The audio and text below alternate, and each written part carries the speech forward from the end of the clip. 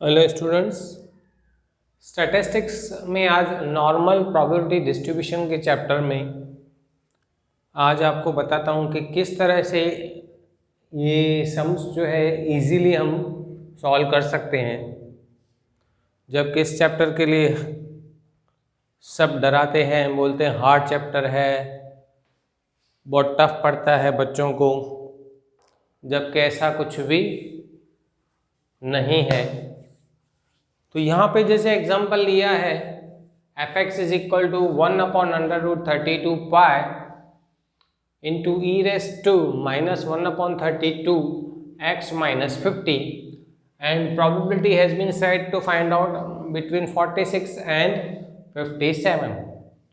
So first of all you will have to compare this question with the function of normal distribution and you will find from there that what is the value of mean and standard deviation. Normal distribution के function के साथ इसको आप जो है compare करोगे तो उसमें से आप स्टैंडर्ड डेविएशन और मीन की वैल्यू पता कर पाओगे। स्टैंडर्ड डेविएशन और मीन मिल गया, x1 और x2 है और इन दोनों के बीच की फिर प्रोबेबिलिटी फाइंड करना इजी हो जाएगा। तो इसको कंपेयर करते हैं तो f x is equal to 1/2 pi अंदर लेना है आपको, बाहर चाहिए sigma e raise to -1/2 x minus mu upon sigma raise to 2 चाहिए। तो अभी इसमें से 2 अलग कर देते हैं हम लोग अंदर,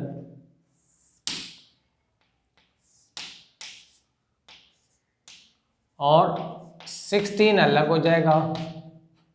इधर भी आते हैं तो -1/2 अलग कर देते हैं, 16 अलग, x माइनस 50 रेस टू 2 है।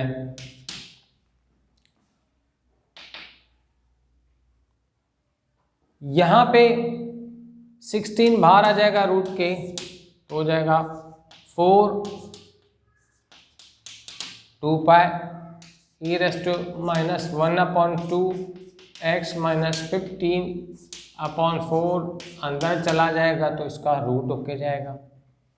अभी कंपेयर करोगे तो सिग्मा कितना मिल गया 4 and mu is equal to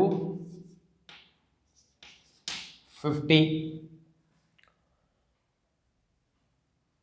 diagram draw करें इसका।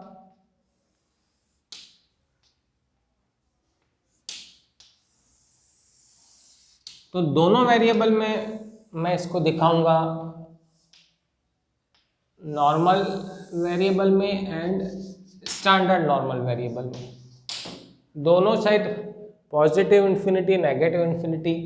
इधर दिखाऊंगा पहले standard normal variable z is equal to 0, फिर म्यू नॉर्मल डिस्ट्रीब्यूशन के हिसाब से 50 रखने के बाद आपको इजीली पता चल जाएगा कि x1 और x2 किधर रखना है। यहाँ पे x1 है अपना 46 एंड x2 है 57। तो 57 ऑब्वियसली इधर आएगा, कोई मेजरमेंट नहीं है, अंदाज से रख देंगे। इसके लिए z1 and z2 and x2। z1 ये साइड बनेगा और इसके लिए x1 लेंगे 46। दैट मीन्स हमारी प्रोबेबिलिटी जो है x1 और x2 के बीच में है। तो पहले इसको दिखाएंगे हम नॉर्मल डिस्ट्रीब्यूशन में, प्रोबेबिलिटी x1 और x2 के बीच में है। दैट मीन्स प्रोबेबिलिटी 46 और 57 के बीच में है। तो x1 और x2 के बीच की प्रोबेबिलिटी कैसे मिलेगी? यहाँ से यहाँ तक प्लस यहाँ से यहाँ तक, मीन्स प्रोबेबिलिटी x1 से लेके म्यू तक प्लस म्यू से लेके x2 तक। वैल्यू रख देंगे, x1 है 46 और 57। दैट मीन्स 46 से लेके 50 तक प्लस 50 से लेके 57 तक। अभी नॉर्मल वेरिएबल को स्टैंडर्ड नॉर्मल वेरिएट में कन्वर्ट कर देंगे। Converting the normal variable x into standard normal variate z, तो फॉर्मूला लेंगे z1 is equal to x1 minus mu upon sigma and z2 is equal to x2 minus mu upon sigma. Now x1 is 46 minus 50, sigma है 4, 57 minus 50 upon 4, तो minus 4 upon 4 is equal to minus 1 and minus 7 upon 4, तो बचेगा 3,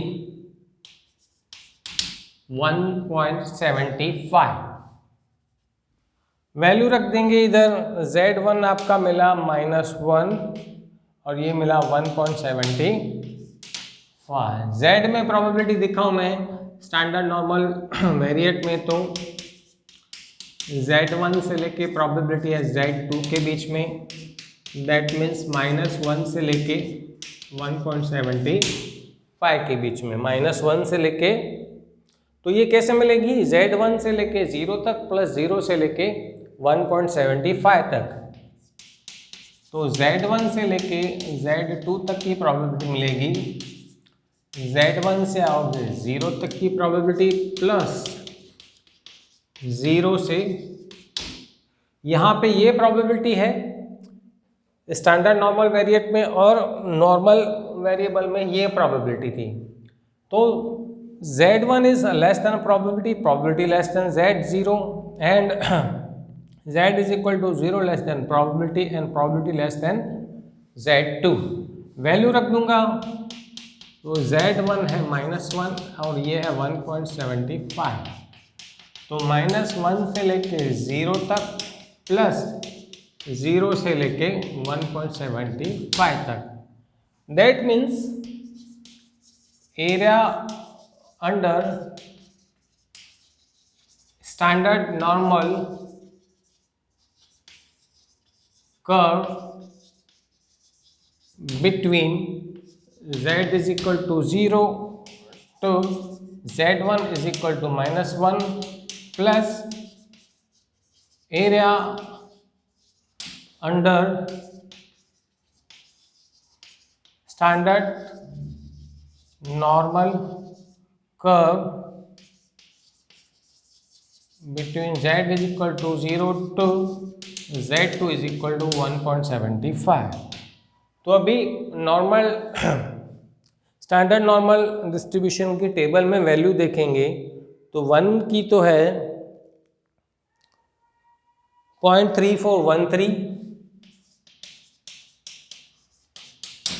plus 1.75 देखेंगे, 1.7 की 5 में चल के तो वो है 0.4599 प्लस कर देंगे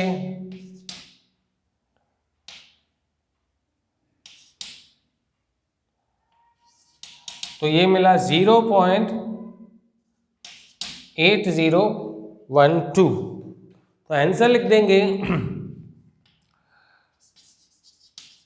प्रोबेबिलिटी बिटवीन 46 to 57 is 0.801। तो सबसे पहले क्या किया हमने, जो फंक्शन दिया गया था उसको नॉर्मल डिस्ट्रीब्यूशन फंक्शन जैसा बनाया, तो उसमें फंक्शन किस तरह से है 1/सिग्मा into √2 pi e raised to -1/2 x minus mu upon sigma raised to 2। अभी यहाँ पे 32 है, तो 32 को ब्रैकेट में हमने ले लिया, तो 16 × 2 मल्टीप्लाई कर दिया, और इधर भी 32 का 16 × 2 कर दिया, 16 इधर बाहर आया तो 4 और उधर 16 अंदर गया तो 4 होके जाएगा। रूट से बाहर आ गया तो 4 हो जाएगा और ये स्क्वायर के अंदर जाएगा तो रूट होके जाएगा। अभी कंपेयर करोगे तो म्यू जो है आपका 50 है और सिग्मा है 4। x1 है 46, x2 है 57। डायग्राम ड्रॉ करेंगे तो हम उसमें दिखाएंगे माइनस इन्फिनिटी प्लस इन्फिनिटी पहले, फिर z is equal to 0 and mu is equal to 50। दोनों में मैं आपको बता रहा हूँ, नॉर्मल वेरिएबल में भी और स्टैंडर्ड नॉर्मल वेरिएट में भी। ये नॉर्मल वेरिएबल में और ये स्टैंडर्ड नॉर्मल वेरिएट में। x1 50 इधर है तो 46 इधर कहीं पे भी ले लेंगे और 57 राइट साइड ले लेंगे 50 के। अभी प्रोबेबिलिटी दिखाएंगे, x1 less than probability less then x2, x1 less than probability probability less then x2। Value रख दी x1 की 46 और x2 की 57। ये प्रोबेबिलिटी कैसे मिलेगी हमको? तो x1 less than probability, probability less then mu plus mu less than probability and probability less then x2। x1 और x2 और म्यू तीनों की वैल्यू रख दी मैंने। अभी नॉर्मल वेरिएबल को स्टैंडर्ड नॉर्मल वेरिएट में कन्वर्ट कर देंगे इस फॉर्मूला के हेल्प से। तो x1 46, mu 50, standard deviation 4, x2 57, mu 50, standard deviation 4। तो z1 मिला -1 और z2 मिला 1.75। इसको डायग्राम में हमने रख दिया। z1 0 है तो ऑब्वियसली -1 इधर आएगा और 1.75 उधर। अभी स्टैंडर्ड नॉर्मल वेरिएट में प्रोबेबिलिटी दिखाएंगे तो किस तरह से दिखाएंगे? Probability lying between z1 and z2, probability lying between z1 and z2। Value रख दी z1 की -1 और z2 की 1.75। तो ये प्रोबेबिलिटी किस तरह से आएगी? z1 less than probability, probability less than 0, 0 less than probability and probability less than 1.75, that means z2। फिर लिखेंगे area under standard normal curve between z is equal to 0 to z1 is equal to -1 and area under standard normal curve between z is equal to 0 to z2 is equal to 1.75। z की table में जाके दोनों की probability देखी, 1 की और 1.7 की 5 में, दोनों टोटल कर देंगे तो हमको पता चलेगा 46 और 57 के बीच प्रोबेबिलिटी हो, दैट इज 0.8012। तो इस तरह से देखोगे सिस्टमेटिकली अगर ये सम करते हैं शांति से तो बिल्कुल इजी में इजी है।